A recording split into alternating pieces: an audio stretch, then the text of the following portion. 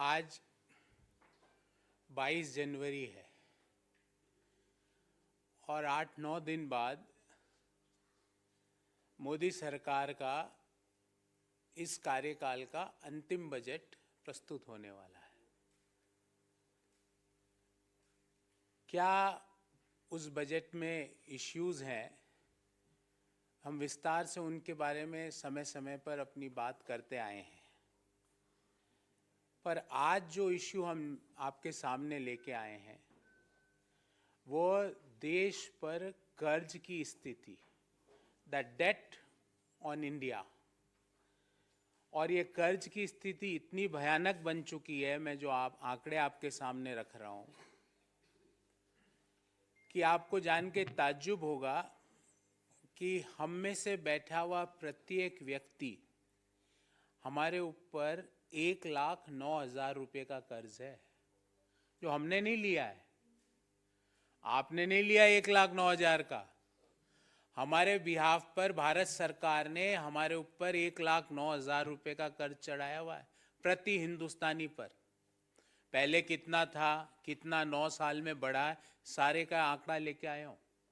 आपके और मेरे और कोई भी विवेकशील व्यक्ति के मन में ये जरूर आएगा कि भाई कर्ज लिया है तो आर्थिक विकास के कार्यों में लग रहा होगा, पर ये कर्ज आपके मेरे ऊपर 1,09,000 रुपये का कर्ज तो है, पर इस कर्ज का फायदा हमें नहीं मिल रहा, क्योंकि जो ग्रोथ मॉडल है देश का वो के शेप्ड रिकवरी मॉडल है। के अंग्रेजी में जो शब्द है ना, के मतलब हम जो ग्रो कर रहे थे नोटबंदी के बाद नीचे आए, गलत तरीके से जीएसटी लगाने से और नीचे आए, तालाबंदी के बाद फिर और नीचे आए, पर फिर जो बढ़े वो सिर्फ वो लोग बढ़े जिनकी डिटेल्स अभी 4-5 दिन पहले ऑक्सफैम की रिपोर्ट में आया कि हिंदुस्तान में, ये ताज्जुब की बात है कि हमारे देश में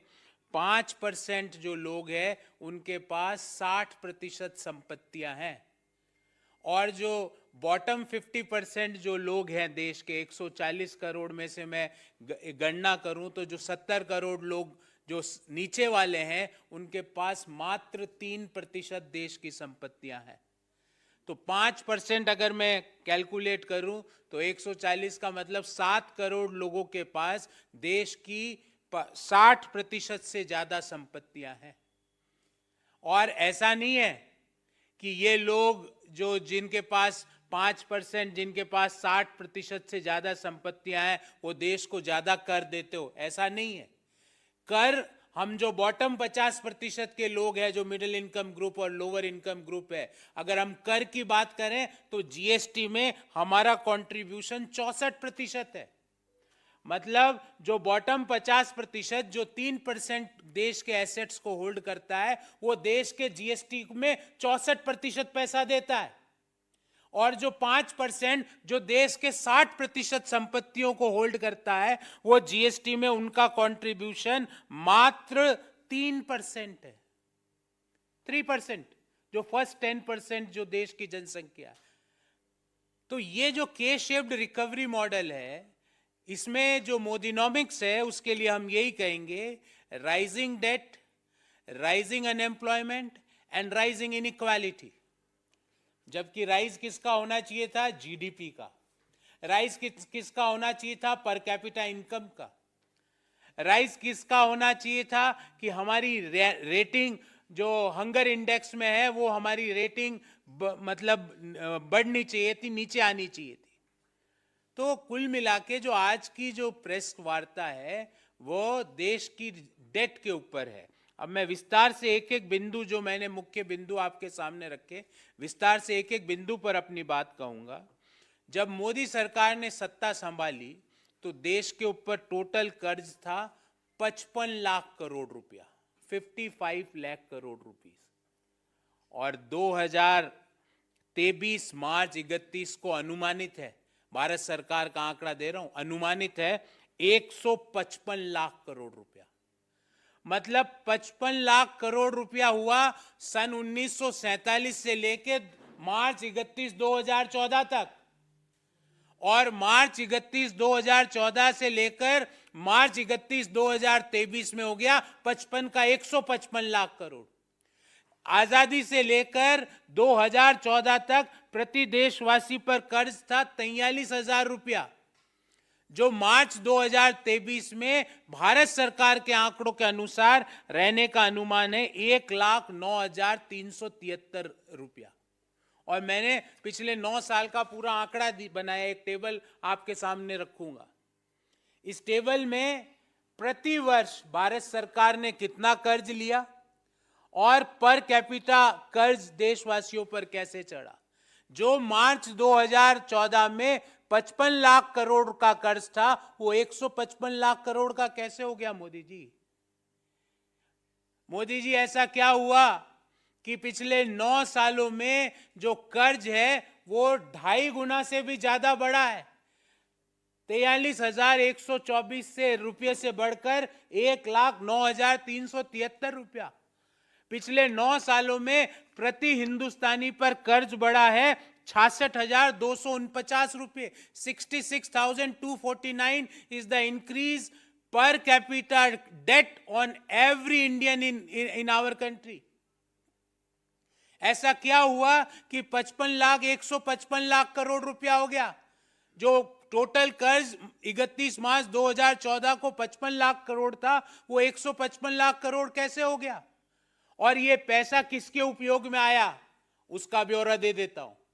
मैंने कई बार राइजिंग अनएम्प्लॉयमेंट की बात करी, मैंने कई बार इस पटल से राइजिंग पॉवर्टी की बात करी कि आज हिंदुस्तान में दुनिया में सबसे ज्यादा गरीब हमारे देश में निवास करते हैं।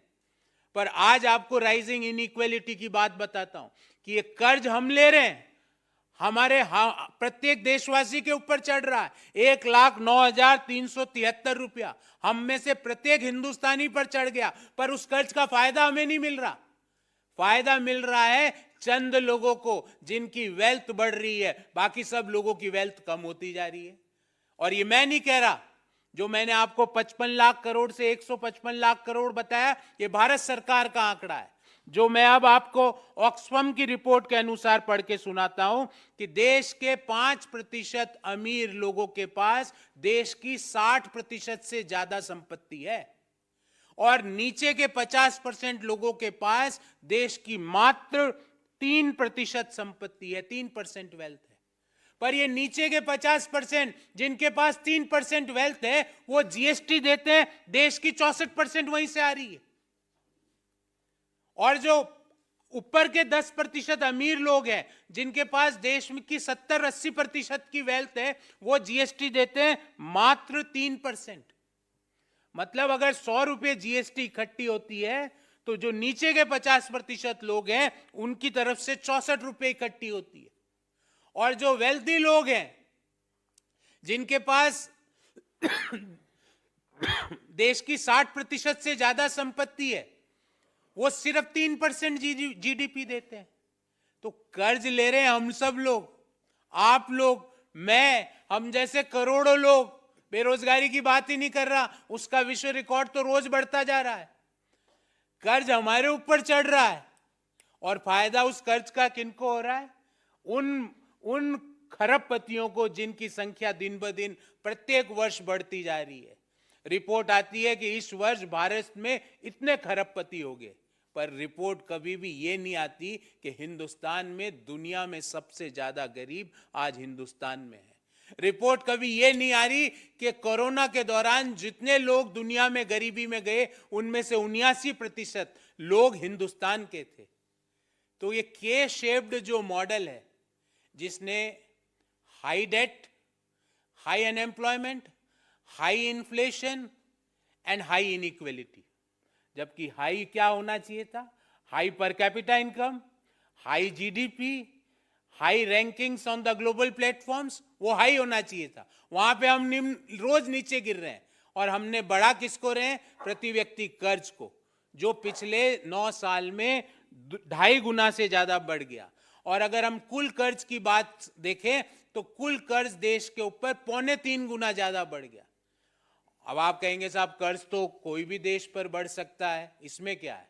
उसका भी अध्ययन करके आपके सामने लाया हूं कि अगर हम हमारा कंपैरिजन हम जैसे एमर्जिंग इकोनॉमीज से करें, हमारा जीडीपी के अनुपात में हमारा कर्ज है 83%, 83% debt as a percentage of GDP. और दुनिया की एमर्जिंग इकोनॉमीज, क्योंकि भारत एक एमर्जिंग इकोनॉमी है, जो आईएमएफ का आंकड़ा है उनका प्रतिशत एवरेज आता है 64.5%।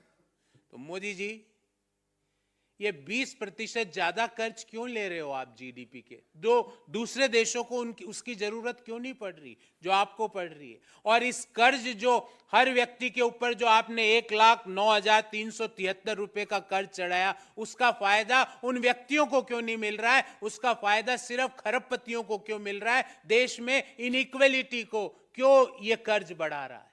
तो इस बाबत हमारे 3 सवाल है कि देश में जो प्रति व्यक्ति कर्ज 43,124 रुपये था 2014 में, वो 2023 में 1,09,373 रुपये, मतलब 9 साल में 2.53 टाइम्स क्यों बढ़ा?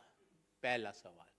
दूसरा कि आजादी से लेकर 2014 तक 55 लाख करोड़ कुल कर्ज, और 2014 से 2023 तक 155 लाख करोड़ कुल कर्ज, मतलब 2.25 गुना से ज्यादा की बढ़ोतरी क्यों हुई मोदी जी? नंबर 3 कि ये इस कर्ज का फायदा देशवासियों को क्यों नहीं मिल रहा है?